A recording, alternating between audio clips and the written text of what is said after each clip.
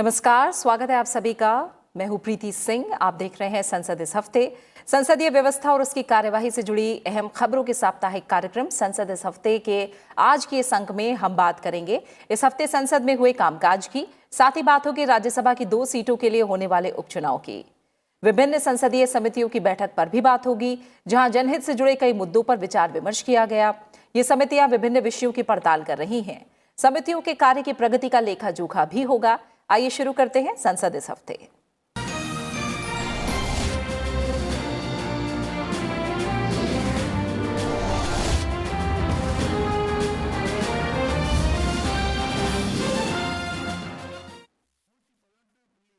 Corona महामारी के चलते भारतीय संसदीय इतिहास में पहली बार संसदीय समिति की रिपोर्ट राज्यसभा के सभापति को वर्चुअली सौंपी गई। स्वास्थ्य और परिवार कल्याण मंत्रालय से जुड़ी संसदीय समिति की 4 रिपोर्ट सभापति एम वेंकैया नायडू को सौंपी गई।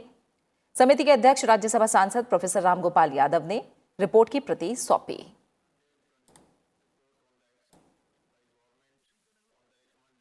सर, मैं आपको बहुत बहुत आपके प्रति आभार व्यक्त करता हूं कि आपकी विशेष अनुकंपा से ये रिपोर्ट्स आज एक वर्चुअल मीटिंग के द्वारा पहली बार संसदीय इतिहास में प्रस्तुत की गई। I also seek your permission, sir, for publication of the reports and forwarding them to their respective ministries for further necessary action. Now I hand over these reports to Secretary General Raj Sabha for records. With your kind permission, I present a copy each, both in English and Hindi. Thank you sir. Ramgopal ji, धन्यवाद आपको, आपका समिति के सब सदस्यों को अभिनंदन। आप लोगों ने विस्तार से इन रिपोर्ट्स के बारे में अध्ययन किया और सिफारिश किया, तो सब संबंधित मंत्रालय को हमारा सचिवालय भेज देंगे।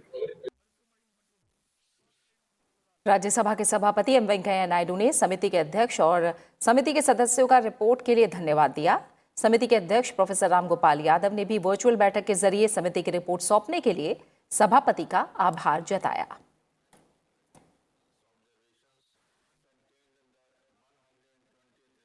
इस मौके पर राज्यसभा के महासचिव देश दीपक वर्मा ने सभापति एम वेंकैया नायडू का कार्यक्रम के लिए समय देने के लिए शुक्रिया अदा किया।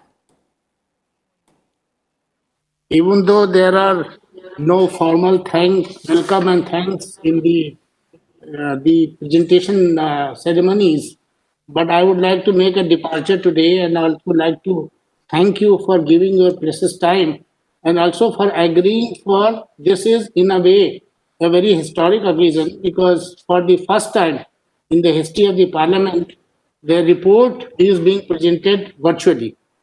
So for having agreed to this and giving your precious time out of your busy schedule, we express our thanks on behalf of the Secretariat and on behalf of this committee.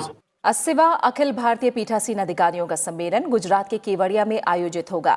2 दिन का सम्मेलन 25 नवंबर से शुरू होगा, जिसका उद्घाटन राष्ट्रपति रामनाथ कोविंद करेंगे। उपराष्ट्रपति और राज्यसभा के सभापति एम वेंकैया नायडू भी पीठासीन अधिकारियों का मार्गदर्शन करेंगे। सभी राज्यों के पीठासीन अधिकारी सम्मेलन में शामिल होंगे। पहला सत्र 25 नवंबर से शुरू होगा। महामहिम राष्ट्रपति महोदय द्वारा इस सत्र का उद्घाटन होगा, क्योंकि महामहिम लोकसभा राज्यसभा के हमारे मुखिया होते हैं और लोकतंत्र के अंदर एक संरक्षक की भूमिका उनकी रहती है। इसलिए महामहिम राष्ट्रपति जी इस सम्मेलन का उद्घाटन करना हमारे लिए गौरवमयी है। माननीय उपराष्ट्रपति जी भी इस सम्मेलन में उपस्थित रहेंगे। वह भी हमारे लोकतंत्र का एक महत्वपूर्ण विधायी कार्य के राज्यसभा के सभापति भी हैं। इस नाते उनका भी मार्गदर्शन हमें मिलेगा। 25 तारीख को ही राज्य के मुख्यमंत्री जी उपस्थित रहेंगे और सभी राज्यों के पीठासीन अधिकारियों को हमने इसमें आमंत्रित किया है। 1921 में पीठासीन अधिकारियों के सम्मेलन की शुरुआत हुई थी। इस लिहाज से ये साल पीठासीन अधिकारियों के सम्मेलन का शताब्दी वर्ष है। इस बार सम्मेलन का विषय सशक्त लोकतंत्र के लिए विधायिका, कार्यपालिका और न्यायपालिका का आदर्श समन्वय है। इस सम्मेलन का विषय हमने सशक्त लोकतंत्र हेतु विधायिका, कार्यपालिका और न्यायपालिका का आदर्श समन्वय रखा है। और इस सम्मेलन के अंदर हम विभिन्न सत्र आयोजित करेंगे। उन सत्रों के अंदर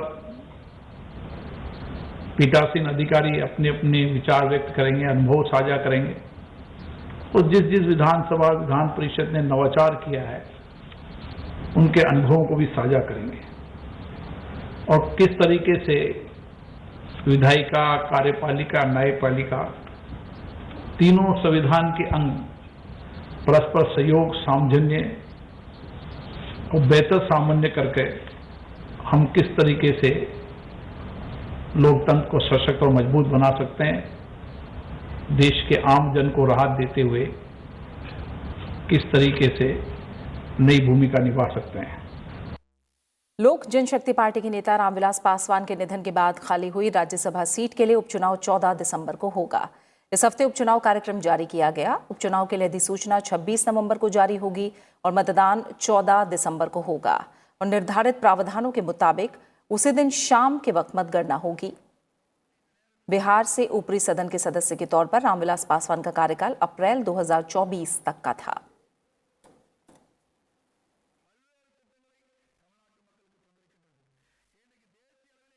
कर्नाटक से राज्यसभा की एक सीट पर उपचुनाव की प्रक्रिया जारी है। बीजेपी उम्मीदवार के नारायण ने इस हफ्ते बुधवार को नामांकन दाखिल किया। नाम वापसी की आखिरी तारीख 23 नवंबर है। उपचुनाव के लिए अधिसूचना 11 नवंबर को जारी की गई थी। जरूरत पड़ने पर 1 दिसंबर को सुबह 9 बजे से शाम 4 बजे तक वोटिंग कराई जाएगी और सामान्य प्रक्रिया की तरह मतगणना मतदान पूरा होने के 1 घंटे बाद होगी। बीजेपी सांसद अशोक गस्ती के निधन के बाद ये सीट खाली हो गई थी। कोरोना वायरस से अशोक गस्ती का निधन 17 सितंबर को हुआ था। राज्यसभा सदस्य के तौर पर उनका कार्यकाल जून 2026 में समाप्त होना था।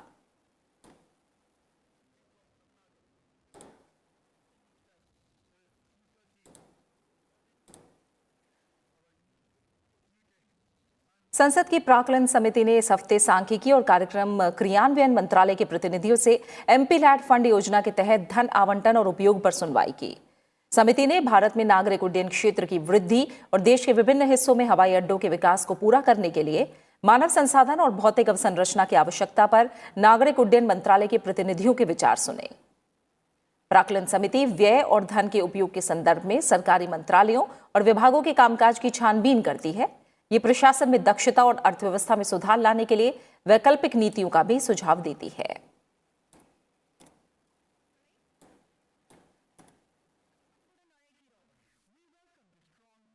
जल संसाधन संबंधी स्थायी समिति ने वर्ष 2020-21 के दौरान विस्तृत जांच और रिपोर्ट के लिए विभिन्न विषयों का चयन किया है।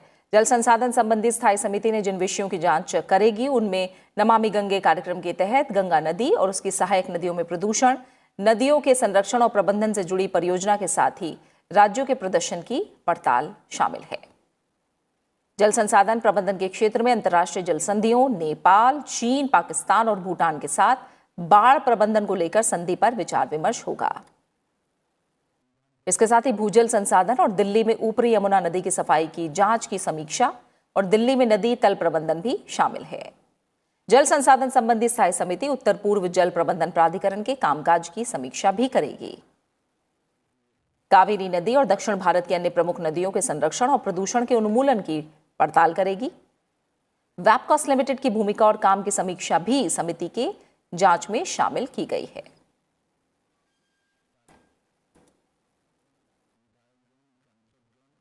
लाभ के पद से जुड़ी संसद की संयुक्त समिति की इस हफ्ते गुरुवार को अहम बैठक हुई। इस पैनल की अध्यक्षता लोकसभा सांसद सत्यपाल सिंह कर रहे हैं। समिति के एजेंडे में राज्यसभा सांसद प्रोफेसर मनोज कुमार झा और राकेश कुमार सिन्हा के अनुरोधों के संबंध में कानून और न्याय मंत्रालय के प्रतिनिधियों के विचार लेना था। सांसदों ने संसद के सदस्य के रूप में चुने जाने या नामित होने पर दिल्ली विश्वविद्यालय के प्रोफेसर शिक्षक के वेतन भत्ते के संबंध में स्पष्टीकरण मांगा था। पैनल ने राष्ट्रीय खादी ग्रामोद्योग बोर्ड के राज्यसभा के सदस्य के चुनाव पर ज्ञापन पर भी विचार किया।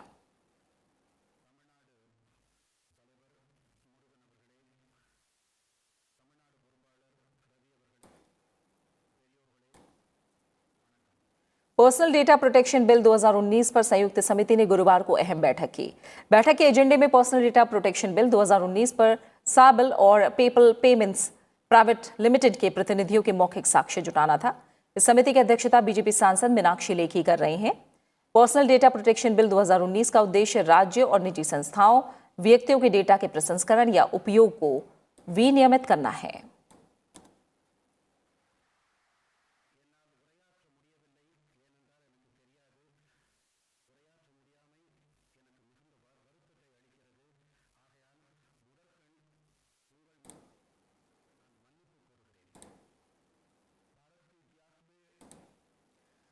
सोशल मीडिया प्लेटफॉर्म ट्विटर ने लद्दाख के नक्शे को गलत तरीके से चीन में दिखाने के लिए संसद की संयुक्त समिति से इस हफ्ते लिखित में माफी मांगी।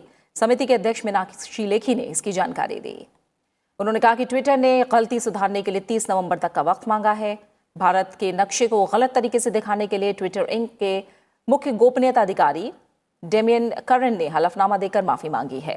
डेटा प्रोटेक्शन बिल पर बनी संसद की संयुक्त समिति ने लद्दाख को चीन का हिस्सा दिखाने के लिए ट्विटर की कड़ी आलोचना की थी। डेटा प्रोटेक्शन बिल पर बनी संसदीय समिति ने लद्दाख को चीन का हिस्सा दिखाए जाने पर बीते महीने ट्विटर के खिलाफ नाराजगी जताई थी। समिति ने कहा था कि ये राजद्रोह है और हलफनामे के तौर पर America based social media platform की मुख्य कंपनी से स्पष्टीकरण मांगा था।